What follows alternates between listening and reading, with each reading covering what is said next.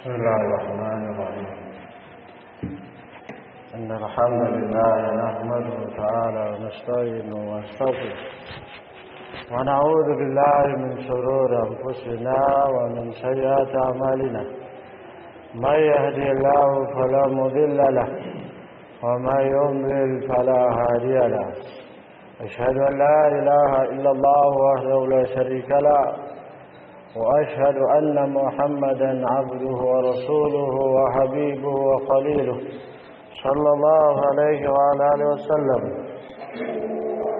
يا أيها الذين آمنوا اتقوا الله حق تقاته ولا تموتن إلا وأنتم مسلمون يا أيها الناس اتقوا ربكم الذي خلقكم من نفس واحدة وخلق منها زوجها وبث منهما رجالا كثيرا ونساء واتقوا الله الذي تساءلون به والأرحام إن الله كان عليكم رقيبا يا أيها الذين آمنوا اتقوا الله وقولوا قولا سديدا يصلح لكم أعمالكم ويغفر لكم ذنوبكم ومن يطع الله ورسوله فقد فاز فوزا عظيما أما بعد فإن أصدق الحديث كتاب الله وخير الهدي هدي محمد صلى الله عليه وعلى آله وسلم وشر الأمور محدثاتها وكل محدثة بدعة وكل بدعة ضلالة وكل ضلالة في النار أعاذني الله وإياكم منه. Saudara-saudaraku muslimin, bapak-bapak yang saya muliakan dan saya hormati, ikhwan fiddin, azza wa jazakumullah. Tabarakallah. Allah subhanahu wa ta'ala firman, innal ladzina yuhibbuna an tashi'a al-fahishatu fil ladzina amanu ulaika lahum 'adzabun alim fid dunya wa lahum fil akhirati 'adzabun 'alim. Sesungguhnya orang-orang yang senang untuk tersebar fahish pada orang-orang yang beriman, maka mereka azab yang pedih di dunia, dan di akhirat kelak mereka akan mendapatkan azab yang besar. Ini ayat yang mulia. Kata Imam Katsir rahimahullah, ini merupakan ayat yang mengajak, yang memberikan adab pada kaum mukmin untuk berhati-hati di dalam menjaga lisan. Itu faedah yang besar pada ayat itu. Ayat yang kedua, faedah yang berikutnya, bahwasanya yang dimaksudkan fahish di sini banyak penafsiran disebutkan oleh ahli tafsir. Yang pertama, yang dimaksudkan fahisyah di situ adalah perkataan buruk dan jelek kepada kaum mukmin. Sehingga al-tafsir menafsirkan innal ladzina yuhibbuna an tantashira 'alatus su'i fi sufufil mu'minin. Yaitu makna ayat tersebut adalah sesungguhnya orang-orang yang menyukai tersebarnya perkataan jelek terhadap kaum mukminin. Nah, maka mereka mendapatkan azab yang pedih, azab di dunia dan di akhirat azab yang besar. Sebagian ahli menunjukkan penafsiran tersebut adalah yaitu permusuhan di dalam tubuh kaum mukminin dengan bentuk namimah, ghibah, penghasutan, termasuk dalam fahish, sebagaimana dikatakan oleh ahli tafsir sekaligus ahli hadis, yaitu yang kita kenal bersama, yang sering kita dengar, Imam Ibnu Hibban, yaitu beliau mengatakan al-mu'adatu ba'da al-khullati fahishatun 'azimah. Permusuhan setelah terjadinya persahabatan adalah fahisyah azimah, terkena dalam ayat tersebut. Karena sebab ayat tersebut berkaitan dengan Abdullah bin Ubay bin Salul, yang dia menyebarkan fitnah dengan lisannya supaya terjadi keburukan perkataan jelek. Sekaligus kedua penafsiran tersebut yaitu permusuhan sama kaum mukminin dengan mengatakan Aisyah radhiyallahu taala anha telah berzina dengan seorang sahabat Utsman bin Affan.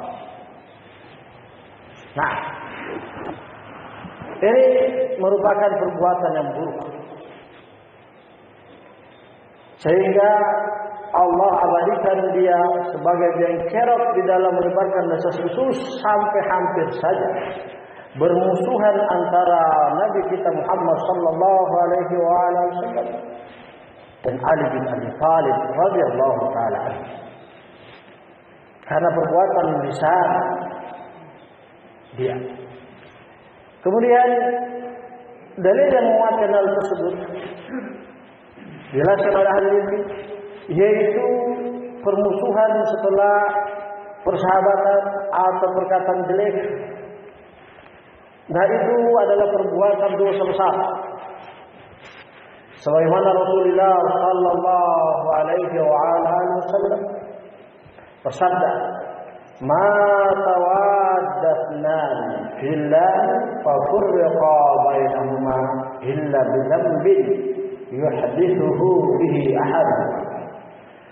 Tidaklah dua orang yang tadi bersahabat saling menghormati, saling mengayomi, kemudian karena Allah, kemudian mereka pecah, kecuali sebabnya karena dosa yang dilakukan oleh salah seorang dari keduanya.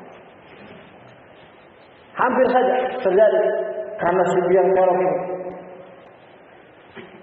Dan Abdullah bin Ubay bin Salul disitulah terbongkar makarnya. Terbongkarlah orang, kalau kita harus bilang aslinya, yang selama ini dia sholat berjamaah bersama kaum mukminin, dia bersama para sahabat. Dengan kisah Aisyah radhiyallahu taala anhu atau anha, disitulah terbongkar satu persatu wataknya, sehingga juga Allah mengabadikan turunnya surat Al-Munafiqun. Dengan sebab dia menuduh kaum mukminin, yang kaum mukminin berlepas diri dari tuduhannya, sehingga merembet dari perbuatan satu demi satu dari perbuatannya. Nah, bermudah dari lisannya, sehingga berakibat dengan perbuatan dan mati dalam keadaan su'ul khatimah. Kemudian faedah berikutnya dari ayat tersebut, ayat ini menunjukkan bahwasanya tidaklah terjadi perbuatan fahisyah dalam kaum mukminin kecuali karena perbuatan dosa sebagian kaum mukminin. Nah, sempat goncang. Maka Rasulullah sallallahu alaihi wasallam sempat dianjurkan oleh para sahabatnya untuk menceraikan Aisyah karena perbuatan fahisyah sebagian kaum mukminin. Kemudian faedah berikutnya, dari hadis ini kita mendapat ayat tersebut, kita dapatkan faedah bahwa perbuatan fahisyah dosa besar bukan sekedar perbuatan saja, namun dengan perkataan bisa dikategorikan fahisyah. Karena sebagian ahli tafsir bahwasanya dimaksudkan fahisyah dalam situ adalah tuduhan perkataan buruk kepada Aisyah radhiyallahu taala anha, yang Aisyah tidak melakukan hal tersebut. Maka perkataan buruk, tuduhan palsu yang tidak benar secara ilmiah, walaupun korinanya kuat yang menuduhnya, namun tidak terbukti secara ilmiah, maka dikategorikan fahisyah. Karena Allah mengabarkan, innal ladzina yuhibbuna an tashi'al fahishatu. Fahisyah itu bukan perbuatan zina, melakukan tidak, tapi dimaksudkan adalah perkataan buruk, tuduhan fitnah namimah yang dimakari oleh Abdullah bin Ubay bin Salul. Karena ayat tersebut turun sebabnya Aisyah radhiyallahu taala yang Allah abadikan sampai sekarang, sampai kiamat nanti. Jelaskan oleh tafsir bahwasanya dengan perkataan buruk, tuduhan yang tidak ilmiah, yang tidak bisa dipertanggungjawabkan secara Al-Quran dan Sunnah, ini adalah perbuatan fahisyah. Karena Allah Subhanahu wa taala mengabadikan, la tahsabuhu syarran lakum bal huwa khairun lakum. Likulli imri'in minhum maktasaba minal itsm. Ini syahid. Jangan kalian menyangka tuduhan-tuduhan yang mereka sebarkan tersebut itu kejelekan dari kalian, justru kebaikan dari kalian. Masing-masing yang ikut berpartisipasi dan terpengaruh dalam perbuatan atau perbuatan fahisyah tersebut, perkataan dusta tersebut, masing-masing mendapatkan dosa. Dijelaskan oleh Imam Sa'ad rahimahullah, isim di sini adalah al-kabirah. Nah, kemudian faedah berikutnya. Dalam ayat itu memberikan faedah bahwasanya semua tuduhan, walaupun korinanya kuat 99,9%, belum tentu benar. Apabila tidak ditegakkan tabayyun dan tasabbut pada pelakunya itu. Nah, sebagaimana Rasulullah sallallahu alaihi wasallam ketika turunnya atau tersebarnya fitnah tersebut, beliau langsung datang kepada Aisyah radhiyallahu taala anha, "Ya Aisyah, kalau kamu memang melakukannya, maka ketahuilah, bertobatlah kamu, ketahuilah Allah Maha Pengampun. Jika kamu tidak berbuat, maka tentu insya Allah pasti Allah akan membelanya." Aisyah malah tambah menangis, karena suaminya pun ikut terpengaruh dengan sekedar bertanya begitu, berarti menunjukkan dia terbawa dengan fitnah tersebut. Maka Aisyah radhiyallahu taala anha mengatakan, kurang lebih maknanya, kalau bukan engkau lagi yang mengetahui aku, maka aku menyerahkan diriku pada Allah. Biar Allah nanti yang beri keputusan. Turunlah ayat tersebut. Nah, di sini menunjukkan bahwasanya kata ahli ilmu, walaupun dia sudah yakin dan mantap dengan tuduhannya tersebut, namun belum tentu tuduhannya tersebut benar. Kemudian faedah berikutnya, kata Imam Sa'ad rahimahullah, ini kalau sekedar menuduh dengan perbuatan, dengan perkataan, bagaimana? Belum tentu benar. Bagaimana kalau dengan dia menuduh dengan perkataan dibarengi dengan perbuatan? Sebagaimana dilakukan oleh Abdullah bin Ubay bin Salul. Belum tentu benar tuduhannya pada Aisyah, dia sudah sebarkan kepada sahabat. Aisyah begini, begitu, dan begini dan begitu. Terjadilah ayat tersebut, pelaknatan atas dirinya. Kemudian faedah yang berikutnya, ayat tersebut bahwasanya bertekad di dalam melakukan perbuatan buruk, walaupun dia belum melakukannya, dengan tekad tersebut ini adalah dosa besar.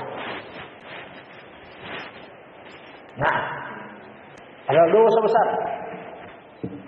Yaitu dimaksudkan dia belum melakukan perkataan tersebut, perbuatan tersebut, tapi dia sudah ungkapkan dengan lisannya. Maka di situ sudah terjatuh dia pada dosa besar. Kemudian faedah berikutnya dari ayat tersebut, Allah Subhanahu wa taala menjadikan ayat tersebut baginya azab yang pedih di dunia. Al-Tafsir menjelaskan ada yang pedih yaitu hukuman had, dan yang kedua sebagian Al-Tafsir menjelaskan hukuman itu yaitu Allah orang tersebut. Jika dia tidak segera jika dia tidak meminta maaf pada yang dituduh tersebut, maka Allah akan menghukumnya, akan kembali pada dirinya dan kepada anak keturunannya. Sebagaimana Abdullah bin Ubay bin Salul, dia menyebarkan kata-kata jelek tersebut supaya para sahabat dan kaum muslimin pada saat itu semua menjatuhkan Aisyah. Dan ujung-ujungnya Rasulullah sallallahu alaihi wasallam itu istrinya Rasul tidak bisa dijaga istrinya, selingkuh, berzina. Nauzubillah. Apabila dia tidak bertobat dan minta maaf pada yang dia tuduh tersebut, maka Allah akan menghukumnya dan kepada anak keturunannya. Jelaskan Al-Tafsir, efek dari Allah memberikan azab padanya di dunia, yaitu Abdullah bin Salul sampai masih tidak bertobat tersebut, maka tuduhannya tersebut turun sampai anak keturunannya sampai sekarang. Syiah Rafidah justru tuduhan yang mereka berikan mengatakan tersebut terjangkit kepada mereka. Penyakit mut'ah sampai sekarang terjangkit di negara Asia, Syiah, Rafidah. Mereka menghalalkan hal tersebut walaupun bukan suami istri yang sah. Nah, karena sebab menuduh telah melakukan perselingkuhan. Hati-hati dari menuduh seorang mukmin yang belum tentu benar tuduhan tersebut, yang kita sudah merasa yakin dan mantap akan berefek kembali pada kita dan anak keturunan kita. Waliyadzubillah. Makanya Rasulullah SAW menjelaskan, yaitu tadi hadis tersebut, ma tawaddana ithnani fillahi fa farraqa bainahuma illa bidammin yuhdithu bi'arima. Ini menunjukkan ancaman berat. Perpecahan itu tidak mungkin, pasti satunya yang berdosa. Tidak mungkin dua yang berdosa, tidak mungkin. Tidak ada ungkapan. Siapapun yang mengatakan begitu, kita lihat percaya hadis Nabi SAW. Siapapun dia. Kenapa? Karena Rasul mengatakan tidaklah perpecahan. Karena Abdullah bin Ubay bin Salul turunnya senang, dimuliakan oleh Rasulullah SAW. Dimuliakan oleh Abu Bakar, Umar, bahkan anaknya sahabat.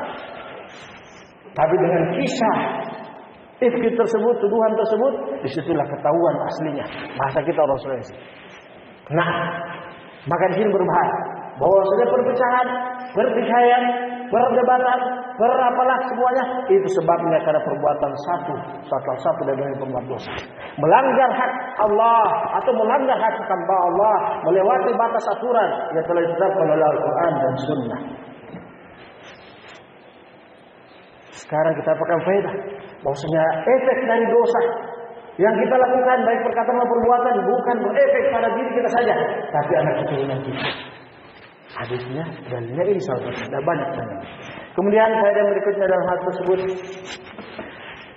ayat tersebut memberikan faedah bahwasanya orang-orang yang ikut mendukung di dalam menyebarkan berita fahisyah tersebut, walaupun dia bukan melakukannya, tetapi dia senang dan mendukungnya, tapi tidak ada perbuatan aktifnya, namun sekedar dia mendukung, dia meresponnya,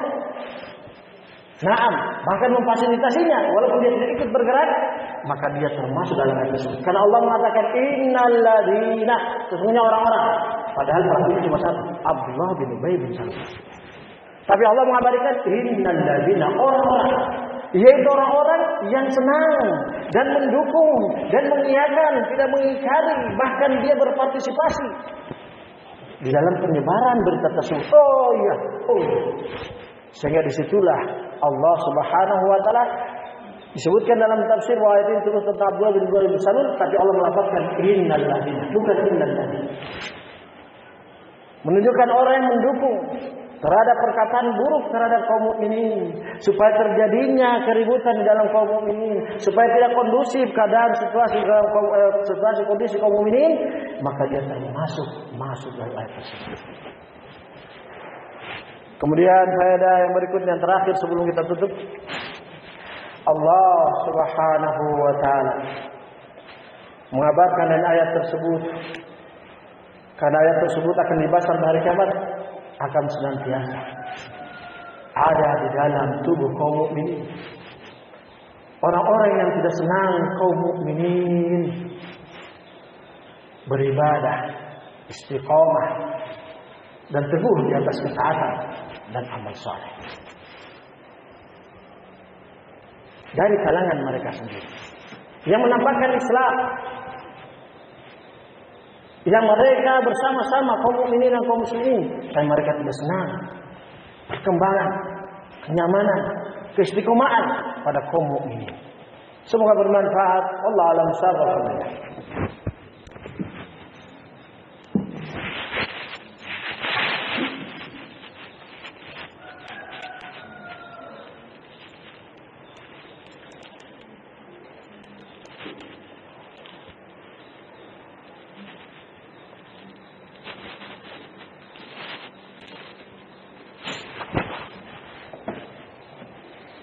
Bismillah, wassalatu wassalamu ala rasulillah wa ala alihi wa sahbihi wa man tabi'ahum bi ihsanin ila yaumiddin.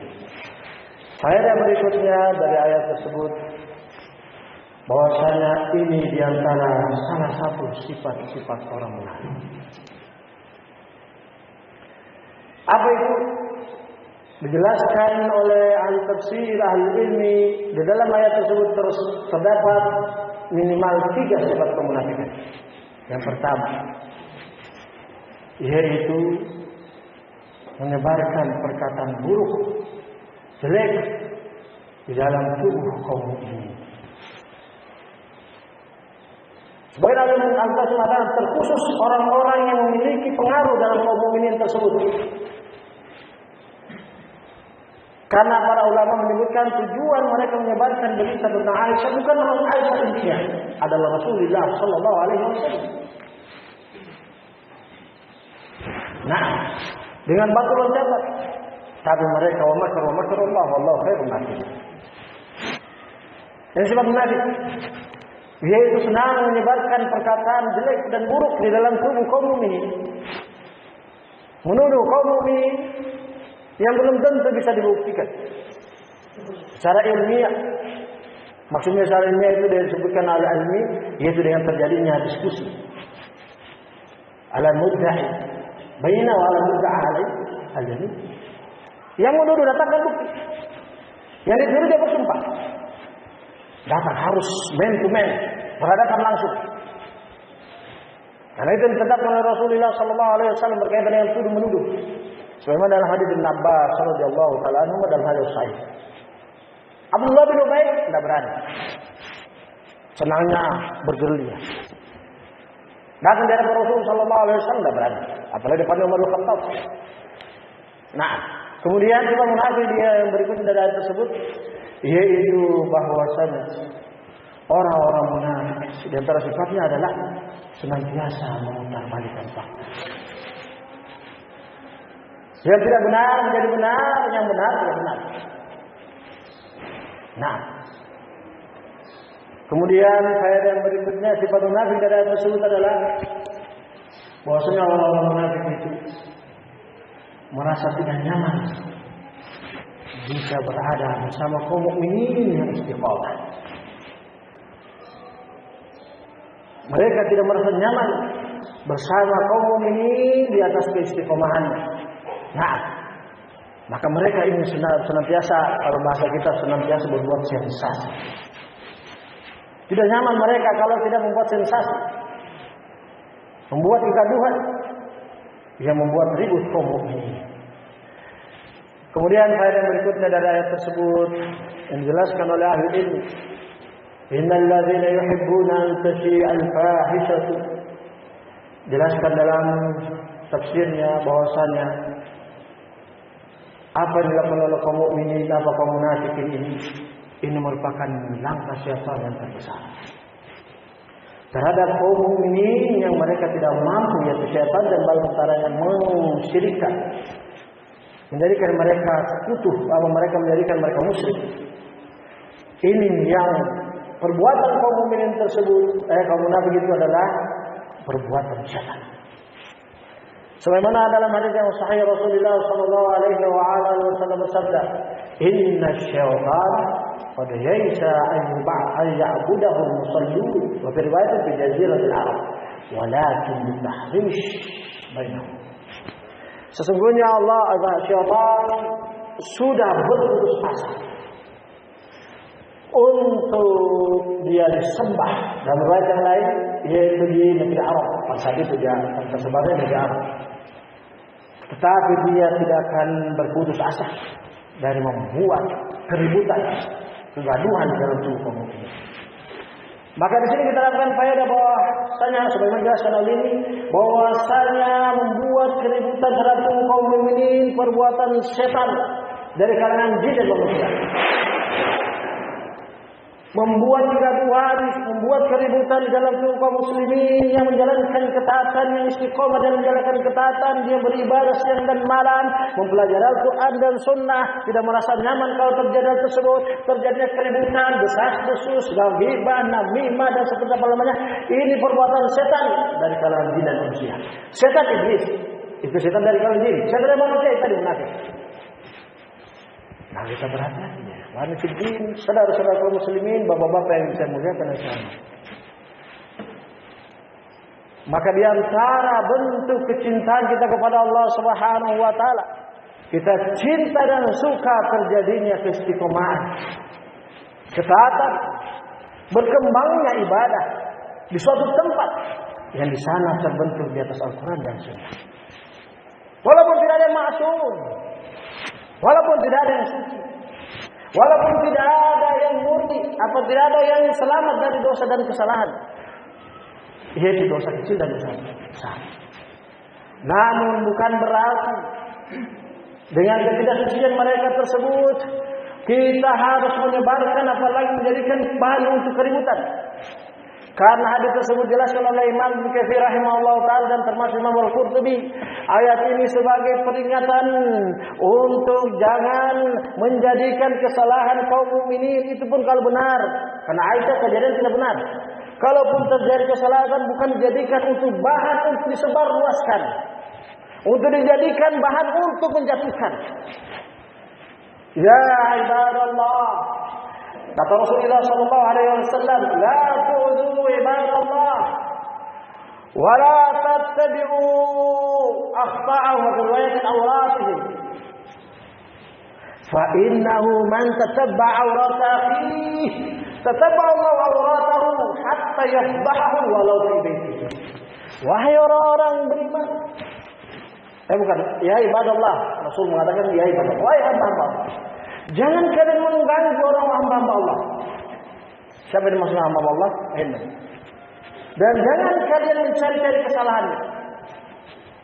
Dan jangan kalian berusaha untuk mengikuti kesalahan-kesalahannya. Jelaskan dalam caranya, yaitu untuk kalian menjadikan bahan untuk kalian sebarkan. Karena siapa yang mencari-cari kesalahan saudaranya, maka pasti Allah akan membongkarnya walaupun dia berada dalam rumahnya. Terjadi. Naam. Terjadi. Walaupun dia pada dalam rumahnya. Banyak kejadian. Salah satunya yang kita pernah dapatkan, yaitu dia mencarikan aib saudaranya tersebar aibnya. Ternyata tersebarnya di medsos. Subhanallah. Ma'adil Allah. Padahal dia main medsos itu mungkin dia ada di rumahnya. Atau di tempat yang tersembunyi tidak ada yang melihat. Tapi aibnya terbongkar di medsos. La Allah wa la quwwata illa billah. Coba lihat. Ini sebagai ibrah.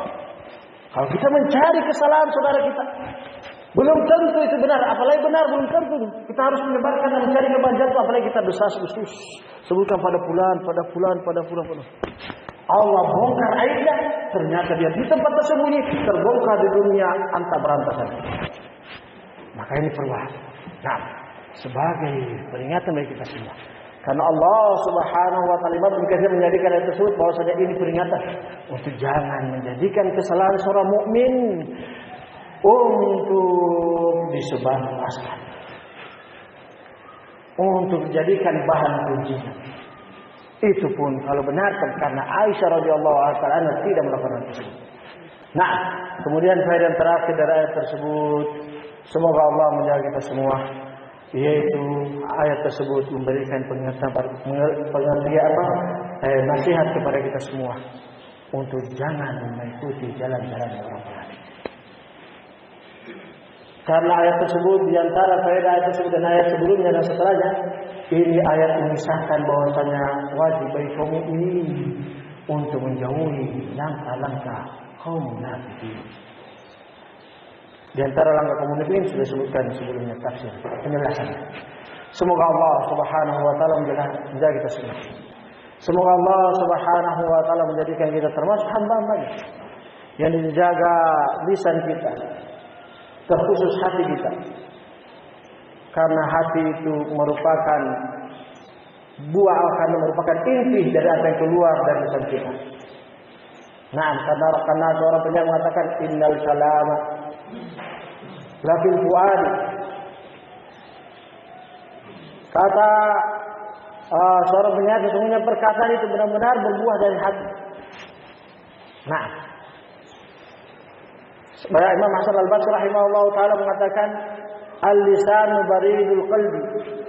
Lisan itu kantor posnya hati. Maka semoga Allah hidayah kita semua. Rabbana la tuzigh qulubana ba'da idh hadaytana wa hab lana min ladunka rahmatan innaka antal wahhab. Allahumma inna na'udzubika min syarri ma 'amilna wa min syarri ma lam na'mal. Allahumma astur awratana wa amin rawatana. Subhanakallah wa bihamdika asyhadu an la ilaha illa anta astaghfiruka wa atubu ilaik. Wa aqim shalah. Allahu akbar.